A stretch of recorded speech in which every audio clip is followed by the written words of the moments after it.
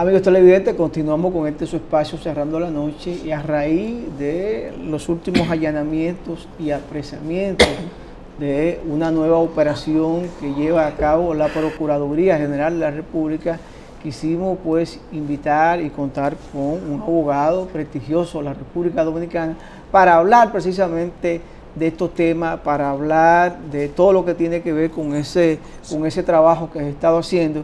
Y vamos a conversar con el abogado Marino Félix, que está aquí en la noche de hoy, sobre el tema del momento, que es la operación Calamar, y sobre todo las medidas de coerción que se le están imponiendo a los acusados o cómplices de estos escándalos de corrupción. Don Marino, buenas noches, bienvenido como siempre a este espacio Cerrando la Noche. Buenas noches, Giovanni, buenas noches, Junior, buenas noches a los amigos televidentes. Ahorita también yo cierro la noche, siempre cierro las noches con ustedes. Para nosotros es un placer que un abogado de su estirpe, de su capacidad, pues nos preste unos minutos de su tiempo todas las noches o alguna de esas noches para ver los temas que aquí pues debatimos. Me gustaría, empezando rápido, porque Junior ha dicho varias veces que mucha gente desconocía que eran las medidas de coerción o que eran la prisión preventiva a raíz ya de estos escándalos, porque mientras en el país se daba a diario este tipo de situación, ahora es que se dan cuenta de que existe este argumento jurídico donde tanto el Ministerio Público como los jueces pues pueden despachar un imputado o varios imputados dentro de una operación, y este proceso de ahora precisamente pues sería el más importante o el de más trascendencia, ya que está involucrado el ex candidato presidencial del PLD, el ex ministro de Obras Públicas, el señor Gonzalo Castillo. A juicio de Marino Félix, el abogado, ¿cómo ve el movimiento que está haciendo la Procuraduría en torno a estos hechos de corrupción?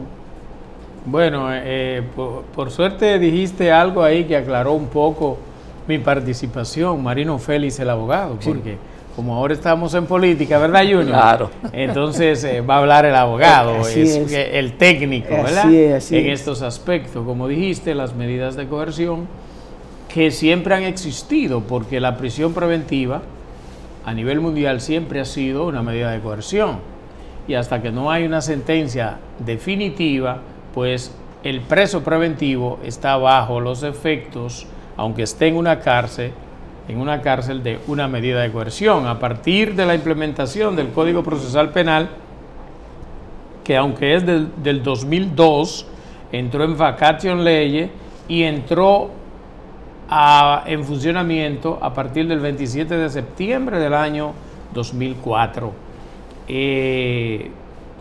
Y desde ahí se han estado implementando estas medidas de coerción, que son 7. Pero la gente solo entiende que cuando se aplica la prisión preventiva es que se le ha aplicado una medida de coerción. Pero dentro de esas 7 medidas de coerción está el impedimento de salida, la presentación periódica, el arresto domiciliario, garantía económica, y no recuerdo una ahí, la más gravosa de todo, y está en el numeral 7, es la prisión preventiva, hacerse asistir de un garante.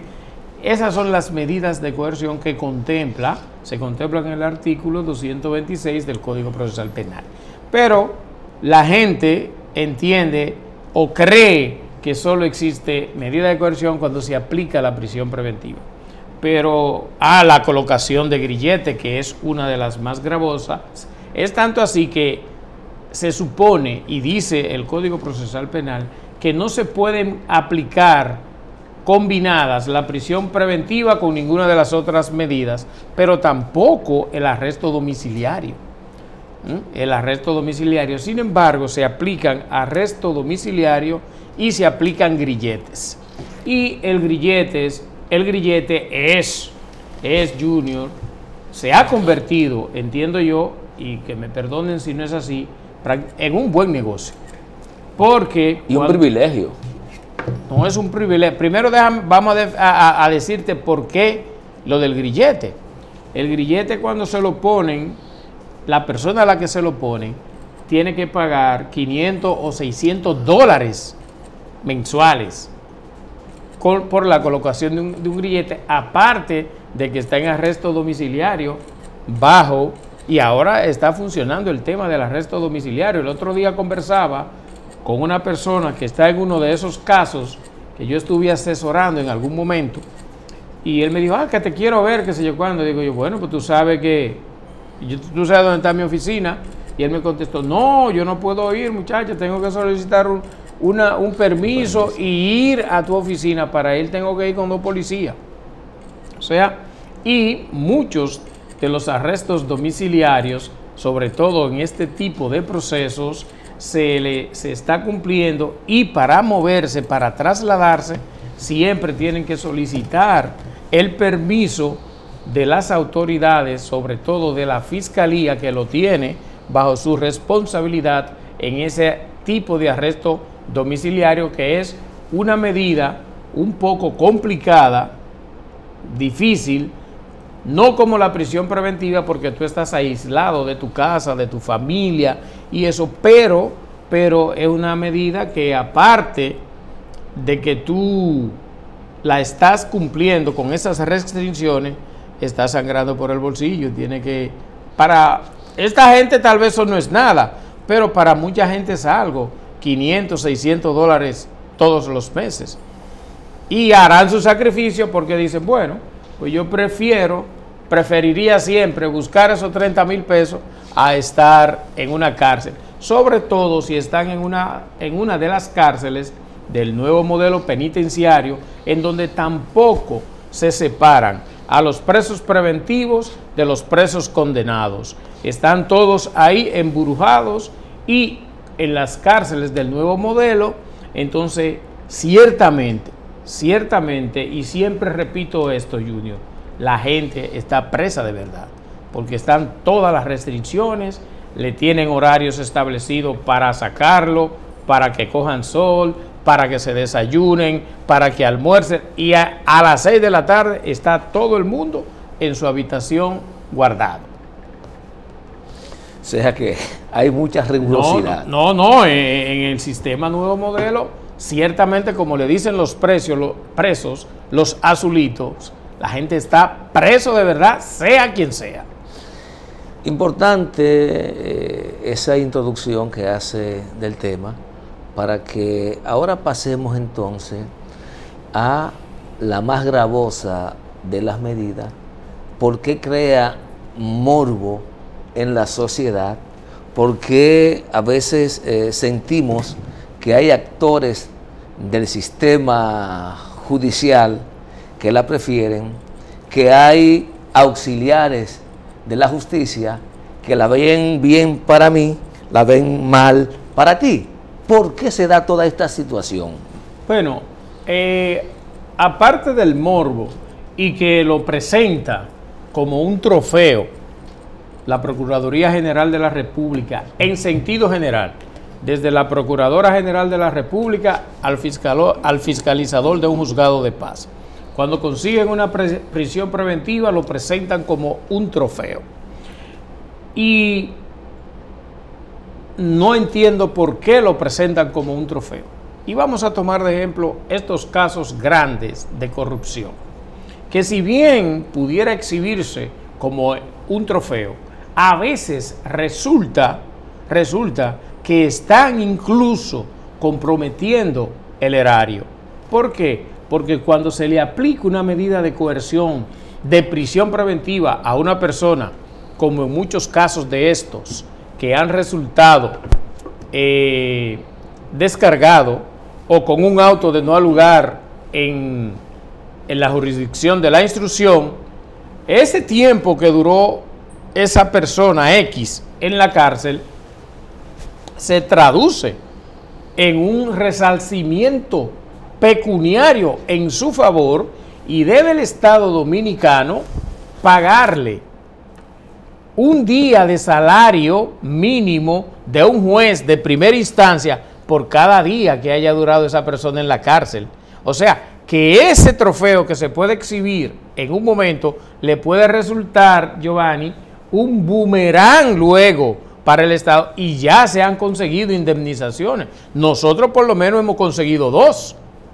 Hemos conseguido 2 de gente que ha purgado un año y medio en la cárcel y ha resultado ser descargado con una sentencia de absolución por falta de prueba, que es lo grave. Por ejemplo, el caso de Brecht. ¿Cuánta gente no fue preso? Muchísima. ¿Cuántos resultaron condenados? Solo 2. Pero te voy a poner un caso que sonó muchísimo, Junior, el de los 3 brazos. Sí, sonó muchísimo ese caso. Esa gente duró casi un año todos. Luego, con lo que estábamos diciendo ahora, un grillete, duraron casi 3 años y pico con un grillete y recibieron un auto de no lugar el juez de la instrucción.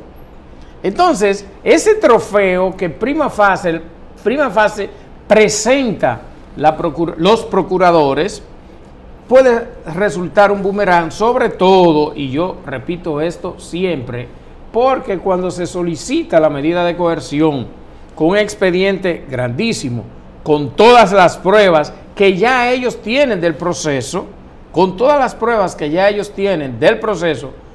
Junior, tú te sorprenderás que son las mismas pruebas que presentan en la acusación. Solo le cambian a la primera hoja, le ponen, en vez de solicitud de medida de coerción, le ponen acusación en contra de los imputados. El texto, la literatura, los textos legales, las pruebas, los testigos, todo es lo mismo. Porque si tú tienes un proceso como la especie, el de donde está Gonzalo Castillo preso y los demás coacusados, coimputados, tiene 2 años, tiene 992 días investigando ese caso. ¿Qué otra prueba? Tú necesitas, sobre todo, que la mayoría de las pruebas son delaciones premiadas, las que hay ahí, que pudiéramos explicar la peligrosidad para la acusación de estas delaciones, sobre todo cuando no pueden ser corroboradas por otro medio de prueba. Entonces, Junior, tu pregunta originaria de por qué a la gente entiende que si dejan a uno de estos imputados preso, ya está condenado. Sobre todo a la gente que quiere entender eso, porque ya este Código Procesal Penal lleva desde el 2004, tiene 19 años de funcionamiento. De hecho, en los pueblos, cuando se le aplica una medida de coerción a un ciudadano, 3 meses, los familiares entienden que a los 3 meses lo van a soltar. Pero tenemos que decirle a la gente, para que se complete el entendimiento, de que aunque le varíen una medida de coerción a una persona que resultó con prisión preventiva al inicio, aunque le varíen, el proceso sigue igualito, idéntico para esa persona. Y tienen muchos ejemplos. Y sobre todo, hay un punto importantísimo, Junior, en eso.